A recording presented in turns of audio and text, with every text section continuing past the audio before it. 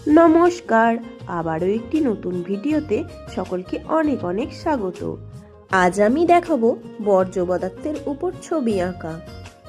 বাতিল জিনিসপত্রকে শিল্পকর্মে রূপান্তরিত করা হলো একটি সৃজনশীল ও পরিবেশ বান্ধব উপায়।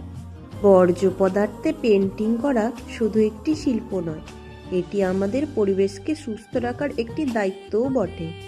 তুমি অনেক জ্ঞান দিয়ে ফেলেছিস, এবার কাজের কথায় আয়।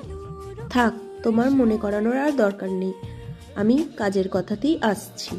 বাসন ধোয়ার যে বাটি সাবানগুলি হয়ে থাকে, সেই বাটি সাবানের খাপের উপরই আমি আজকে পেন্টিংটা করছি।